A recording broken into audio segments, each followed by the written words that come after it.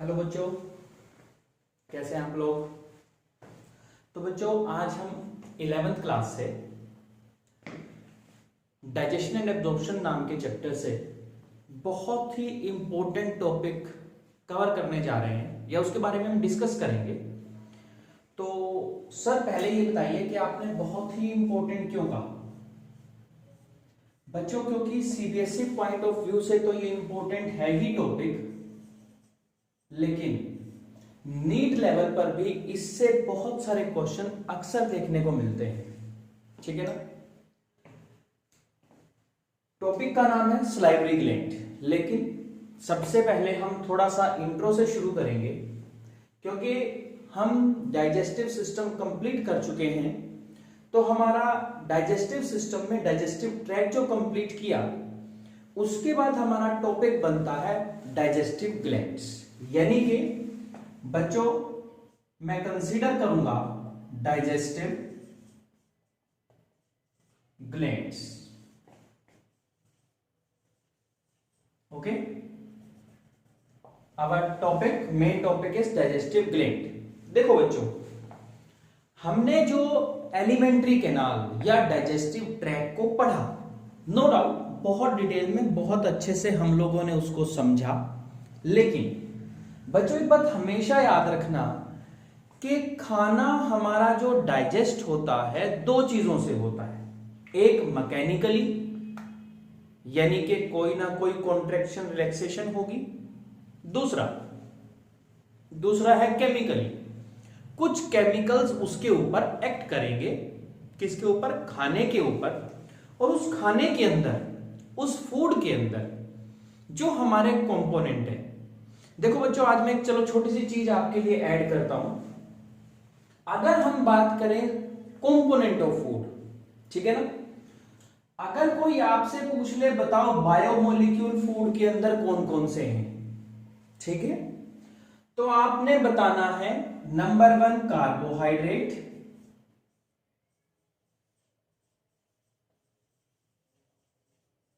ठीक है, number 2 proteins, number 3 fats और लिपिड्स, लिपिड फैट चलिए कंसीडर कर सकते हैं, लिपिड्स। और नंबर 4 हम न्यूक्लिक एसिड को बायोमोलिक्यूल्स के अंदर कंसीडर करते हैं। क्लियर? सर न्यूक्लिक एसिड क्या होता है? न्यूक्लिक एसिड हमारे बॉडी में जेनेटिक मटेरियल का पार्ट होता है। इनके जेनेटिक मटेरियल न्यूक्लिक एसिड होता है, ठीक है ना। डीएनए, आरएनए ये न्यूक्लिक एसिड के बने होते हैं। तो बच्चों अगर अभी भी कोई ये पूछे बताओ एनर्जी प्रोवाइडिंग कौन है, देखिए ये हो गया।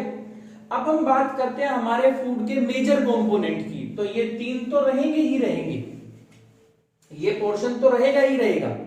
इसके साथ में वाइटामिन्स,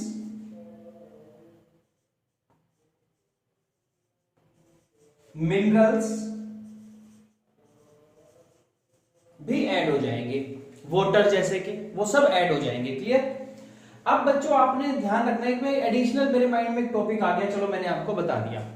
अब कोई पूछ सकता है आपसे, बताइए हमारी बॉडी के अंदर जो फूड जा रहा है उसके अंदर एनर्जी प्रोवाइडिंग कौन कौन है। तो कार्बोहाइड्रेट जो है वो एनर्जी प्रोवाइडिंग है, लिपिड जो है वो एनर्जी प्रोवाइडिंग है। फिर आ गया body building food, body building part, जो बॉडी को बिल्ड करने में, कंस्ट्रक्शन में हेल्प करेगा, that is the body building part. कौन? प्रोटीन, ठीक है। और फिर अगर कोई पूछ ले कि बताओ रेगुलेटरी फूड कौन है, तो रेगुलेटरी फूड का जो पार्ट है that are the vitamins and minerals. ये रिएक्शन को रेगुलेट करने का काम करते हैं। क्लियर? यानी कि रेगुलेटरी पार्ट कौन है हमारे फूड का? Vitamins and minerals. Energy provider कौन है? कार्बोहाइड्रेट और लिपिड। बॉडी बिल्डिंग पार्ट कौन है? That is the protein. और न्यूक्लिक एसिड हमारे जेनेटिक मटेरियल बनाते हैं, ठीक है ना, genetic material. Okay, that is DNA और आरएनए, याद रखना बच्चों, ठीक है। इन चीजों को हम बायोमोलिक्यूल चैप्टर में बहुत डिटेल में पढ़ने वाले हैं, इन चारों को, ठीक है। तो यहां ये चीज समझ आई आपको। तो अब मैं आपको शुरू करना चाहता हूं इन्हीं के साथ डाइजेस्टिव ग्लैंड को। कैसे सर? देखो, ये जो चार चीजें हैं, ये चारों चीजें एक कॉम्प्लेक्स स्ट्रक्चर है। हमने पढ़ा था कि न्यूट्रिशन क्या है। हमने न्यूट्रिशन में पढ़ा था बच्चों कि न्यूट्रिशन एक ऐसा स्टेप है जिसमें हम फूड के अंदर, क्योंकि फूड हमारा एक हाईली कॉम्प्लेक्स ऑर्गेनिक पार्ट था, उसके अंदर छिपे हुए, उसके अंदर बैठे हुए, उसके अंदर मिक्स हुए ऑर्गेनिक पार्ट को तोड़ते हैं, न्यूट्रिएंट्स में कवर करते हैं, उसमें कन्वर्ट करते हैं, और फिर वो न्यूट्रिएंट भी कौन है? कॉम्प्लेक्स है, ऑर्गेनिक है, उनको फिर से तोड़ते हैं और किस में कन्वर्ट करते हैं? सिंपल सब्सटेंस, ताकि वो एनर्जी दे सके। पढ़ा था हमने। तो बच्चों ये वही है, इन्हीं को तोड़ना है हमें। बेसिकली कार्बोहाइड्रेट, प्रोटीन, लिपिड और न्यूक्लिक एसिड, इन्हीं चार चीजों को तोड़ना है। तो सर कौन तोड़ेगा?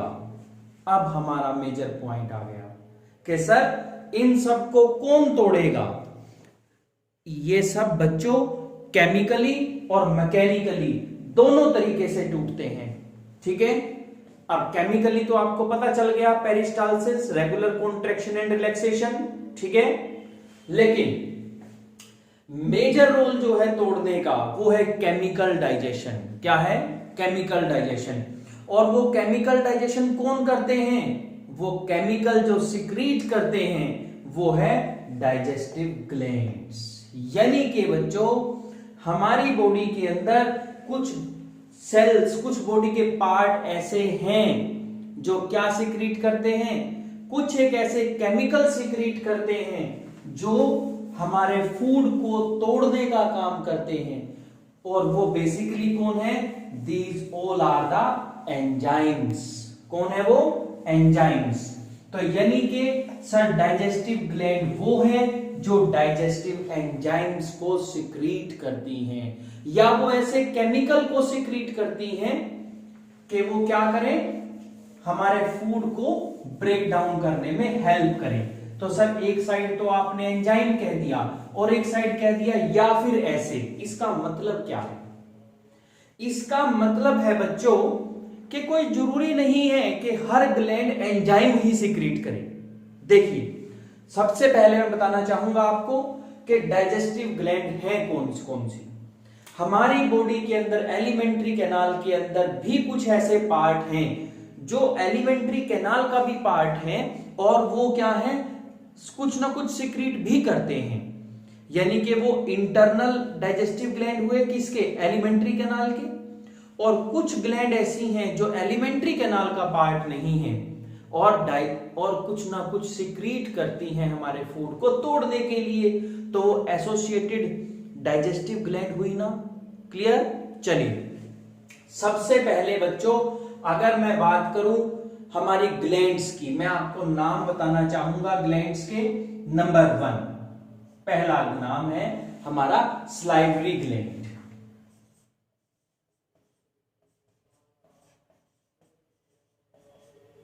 ठीक है ना? Salivary gland. तो स्लाइवरी ग्लैंड जो है हमारी पहली ग्लैंड हुई किसकी? डाइजेशन के लिए, डाइजेस्टिव ग्लैंड की अगर हम बात करें।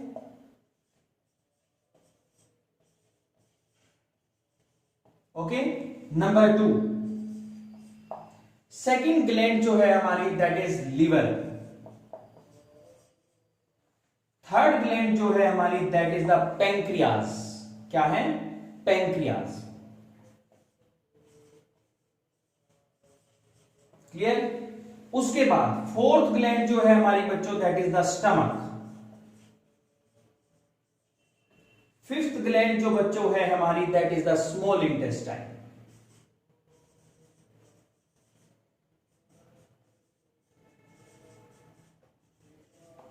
बच्चों अगर मैं अपनी बॉडी की पोजीशन के हिसाब से बोलता तो मैं पहले बोलता स्लाइवरी ग्लैंड, फिर बोलता लिवर, फिर बोलता स्टमक, फिर बोलता पैंक्रियास और फिर कहता स्मॉल इंटेस्टाइन। क्योंकि ये मैंने according to our body upper portion to lower portion के अकॉर्डिंग नाम बताए अभी। लेकिन मैंने लिखे नहीं ऐसे। क्यों? क्योंकि मैं आपको बताना चाहता हूं बच्चों, ये क्या है, these are the externally associated glands of our digestive system. बच्चों एक्सटर्नली एसोसिएटेड से मतलब क्या है, समझना है। देखो आपको एक्सटर्नल का मतलब ये नहीं है कि बच्चों ये हमारी बॉडी से बाहर प्रेजेंट होते हैं, ऐसा नहीं है। लेकिन बात हो रही है डाइजेस्टिव सिस्टम की, यानी कि ये तीनों हमारे एलिमेंट्री कैनाल का पार्ट नहीं है। इसीलिए ये कौन है, ये एक्सटर्नली एसोसिएटेड ग्लैंड्स हैं। समझ आया? और ये दो पार्ट, स्टमक और इंटेस्टाइन,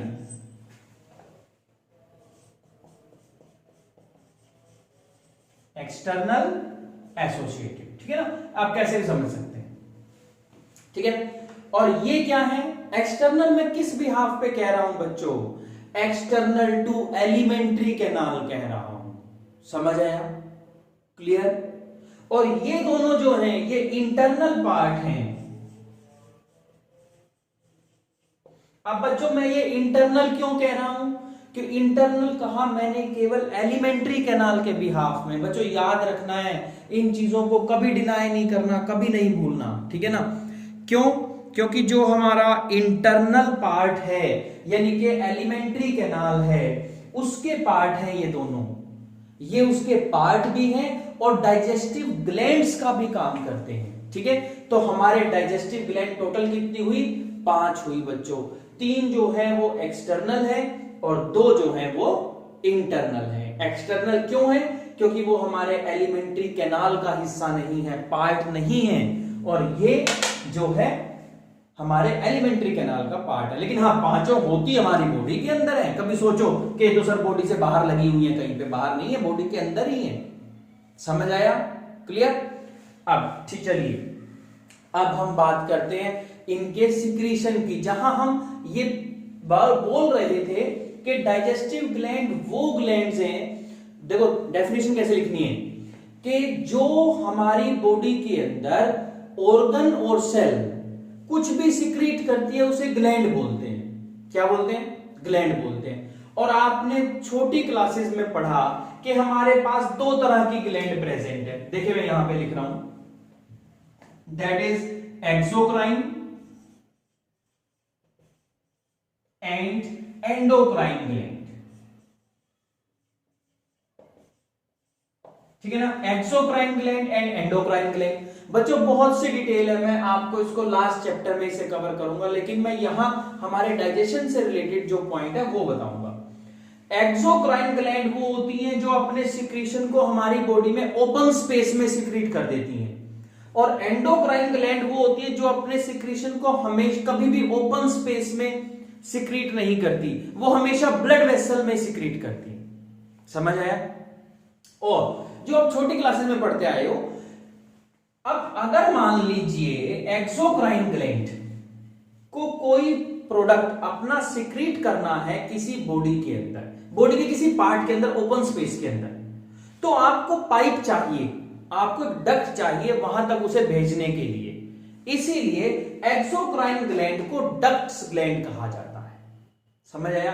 कि सर उनके पास डक्ट प्रेजेंट होती है। क्यों? कॉमन सी बात है भाई, कि यहां पर अगर मान लीजिए मेरा ये हाथ जो है ये एक ग्लैंड है, ठीक है ना, ये देखिए मैंने मुट्ठी बना ली और ये एक ग्लैंड है, तो इसको अगर अपना सिक्रीशन कहीं भेजना है तो इसे डक्ट की जरूरत पड़ेगी। ये डक्ट हुई ना, दैट इज डक्ट, यानी कि अपने सिक्रीशन को यहां सिक्रीट कर रही है। क्लियर? ठीक है ना, तो ये डक्ट हुई ना, इसे डक्ट की जरूरत पड़ेगी अपने सिक्रीशन को कहीं भी देने के लिए। क्लियर? ठीक है, चलो, इसीलिए इन्हें डक्ट ग्लैंड कहा गया। और ये क्या करती है, देखो ये ग्लैंड है, अगर ये एंडोक्राइन ग्लैंड है तो ये ब्लड वेसल है, ये इसके अंदर होता है, ठीक है ना। ये क्या करता है, ये ग्लैंड क्या करती है, एंडोक्राइन, डायरेक्ट अपने सिक्रीशन को इस ब्लड वेसल के अंदर डाल देती है अंदर से ही। तो क्या इन्हें डक्ट की जरूरत है? नहीं है, यानी कि इनका सिक्रीशन ब्लड के थ्रू जाएगा। समझ आया ना, इनका सिक्रीशन चला गया ब्लड के थ्रू, तो इसीलिए ये डक्ट लेस ग्लैंड हुई। तो बच्चों आपने अभी कवर करना है, exocrine are the duct gland, these are the ductless gland, ठीक है ना। ये अपने सिक्रीशन को they secrete their secretion in the open space of the body, but they doesn't secrete their secretion in the open space of body. तो sir कहां करती हैं? They pour their secretion, they pour their secretion in the blood vessel. समझ आया? और blood vessel में जब इन्होंने डाल दिया तो अब ब्लड के थ्रू क्या होगा? Through the blood their secretion goes to their target point.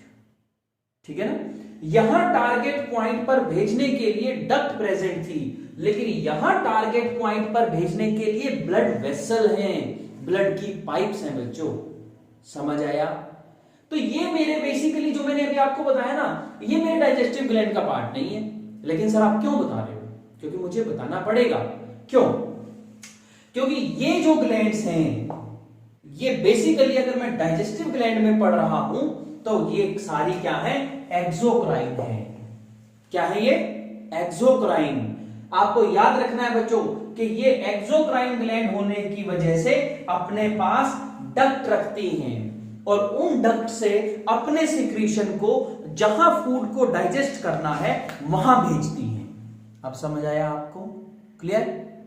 और एक मैं पॉइंट आपको बहुत अच्छा पॉइंट बताता हूं कि एक्सोक्राइन बेसिकली एंजाइम सिक्रीट करती है। क्या करती है? एंजाइम सिक्रीट करती है। और एंडोक्राइन बेसिकली हार्मोन सिक्रीट करती है। समझ आया? और अच्छे से अगर मैं आपको बताऊं तो एक्सोक्राइन जो है अपना सिक्रीशन यानी कि एंजाइम्स जो है ज्यादा अमाउंट में सिक्रीट करती हैं, और एंडोक्राइन ग्लैंड जो हार्मोन सिक्रीट करती हैं, हार्मोन की अमाउंट हमेशा माइन्यूट होती है। ठीक है ना। क्लियर हो गया? ये सब बातें डाइजेशन से रिलेट नहीं करती, लेकिन सर आपने क्यों बताया? क्योंकि मैं आपको यहां बताना चाह रहा हूं। क्या? क्योंकि मैंने आपको कहा था डाइजेस्टिव ग्लैंड्स वो हैं, देखो मैंने पहली लाइन बोली थी डाइजेस्टिव ग्लैंड वो हैं जो एंजाइम सिक्रीट करेंगी फूड को डाइजेस्ट करने के लिए। लेकिन मैंने साथ ही दूसरी लाइन बोली थी कि डाइजेस्टिव ग्लैंड वो हैं जो एंजाइम कोई जरूरी नहीं है कि वो केमिकल सिक्रीट करेगी जो कि फूड को डाइजेस्ट करवाएगा। तो सर एक जगह तो आपने डाइजेस्ट एंजाइम कह दिया, एक जगह आपने क्या कह दिया? क्या कह दिया? केमिकल कह दिया।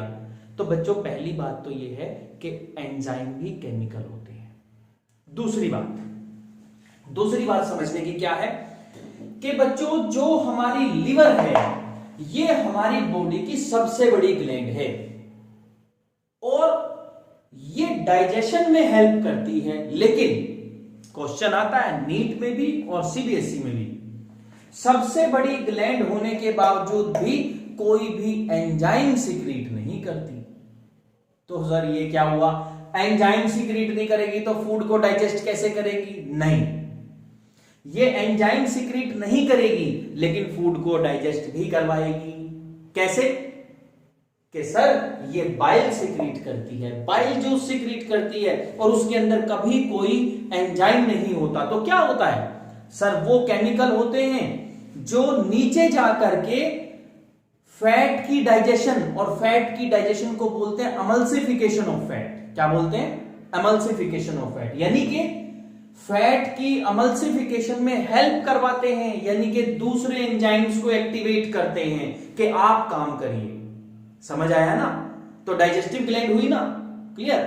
यानी कि सर ये सारी पांचों में से 4 ग्लैंड जो हैं, salivary gland, pancreas, stomach, intestine, sir ये एंजाइम सिक्रीट करती हैं। लेकिन लीवर जो है डाइजेस्टिव ग्लैंड है, सबसे बड़ी डाइजेस्टिव ग्लैंड है और हमारे बॉडी की सबसे बड़ी ग्लैंड ही लीवर है। ठीक है, लेकिन एंजाइम नहीं सिक्रीट करती। समझ आया? डाइजेस्टिव ग्लैंड होगी और हेल्प भी करेगी डाइजेशन में, लेकिन एंजाइम सिक्रीट नहीं करेगी। तो बच्चों ये था हमारा किसके बारे में? डाइजेस्टिव ग्लैंड के बारे में आपको इंट्रोडक्शन। क्लियर? ठीक है, नेक्स्ट वीडियो में, नेक्स्ट लेक्चर में मैं आपको स्टार्ट करूंगा आपके साथ, दैट इज सलाइवरी ग्लैंड, जो हमारी पहली ग्लैंड है। क्लियर? ठीक है, तो बच्चों आपने केवल समझना है इनको, और ये जो पॉइंट्स मैंने लिखे हैं बताए हैं आपको, इन सबको नोट करना है। They are the important point. बच्चों जब हम बुक से पढ़ते हैं, जब हम किसी टीचर का लेक्चर सुनते हैं और ये पॉइंट्स अगर हम सिंपल लिखने चले जाएं कि ये ग्लैंड होती है, वो ग्लैंड, तो इन चीजों से इतनी अच्छी अंडरस्टैंडिंग नहीं होती जितनी के जब हम एक्स्ट्रा पॉइंट, जब हम उनके बारे में एडिशनल सुनते हैं, अच्छा सुनते हैं, और क्या सुनते हैं, सोचते हैं कि वो क्या क्या काम कर रहे हैं, नॉलेज वो होती है। तो आप अपने नोट्स बनाइए, साथ साथ जो भी पॉइंट मैंने बताए हैं आप उनको नोट डाउन करिए, ठीक है। और नेक्स्ट लेक्चर में हम डिस्कस करते हैं हमारी पहली डाइजेस्टिव ग्लैंड, एक्सेसरी ग्लैंड, जिसका नाम है सलाइवरी ग्लैंड। ओके, तो ये 3 हमारी एक्सेसरी ग्लैंड भी हैं, ठीक है ना, क्लियर। अब मैं फिर एक्सेसरी वर्ड मेरे मुंह से निकल गया, एक और निकल गया, एसोसिएटेड निकला था, ठीक है, अब एक्सेसरी भी निकल गया।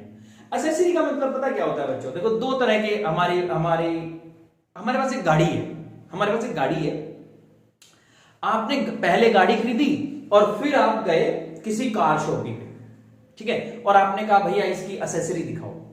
एक्सेसरी होता क्या है? एक्सेसरी होते हैं बच्चे नॉन एसेंशियल पार्ट। एक्सेसरी को हम नॉन एसेंशियल पार्ट भी बोलते हैं, और दूसरे कौन हुए फिर? एसेंशियल हुए। तो क्या सर एलिमेंट्री कैनाल एसेंशियल और हमारा जो ग्लैंड है वो एक्सेसरी नॉन एसेंशियल हुआ? नहीं बच्चों, क्या होता है देखो, अगर मैं एक गाड़ी खरीदूं तो उसमें एक्सेसरी पार्ट, एसेंशियल पार्ट कौन से हैं? Tyre, engine, steering, brake, race, seat, शीशे, खिड़कियां, जिससे वो चलेगी गाड़ी, है ना।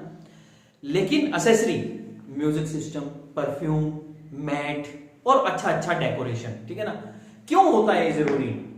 अगर बच्चों आपकी गाड़ी में सब ना होना और आपको लॉन्ग ड्राइव पे जाना हो तो आप बोर हो जाएंगे, लेकिन अगर आपकी गाड़ी में ये सब हो, एक्सेसरी चीजें हो, तो आपकी बहुत लंबी जर्नी बहुत अच्छे तरीके से निकल जाएगी, आपको पता भी नहीं चलेगा। यानी कि आपका काम आसान हो गया और क्या हुआ, आपका काम बहुत अच्छे से हो गया। यानी कि जहां भी, जिस भी ऑर्गन में, जिस भी टिश्यू में, जहां भी हमारी बॉडी में अगर कोई एक्सेसरी पार्ट है तो वो किसी भी प्रोसेस को सॉफ्टली, स्मूथली कवर करने के लिए, कंप्लीट करने के लिए होता है, ताकि वो काम अच्छे से पूरा हो जाए। That are the role of accessory. इसीलिए हम इन तीनों को एक्सेसरी ग्लैंड भी बोलते हैं, हम इन तीनों को एक्सटर्नली एसोसिएटेड ग्लैंड भी बोलते हैं। क्लियर? ओके, चलिए बच्चों, यहां तक आपने समझा। इसके बाद हम शुरू करेंगे हमारी सलाइवरी ग्लैंड। ओके।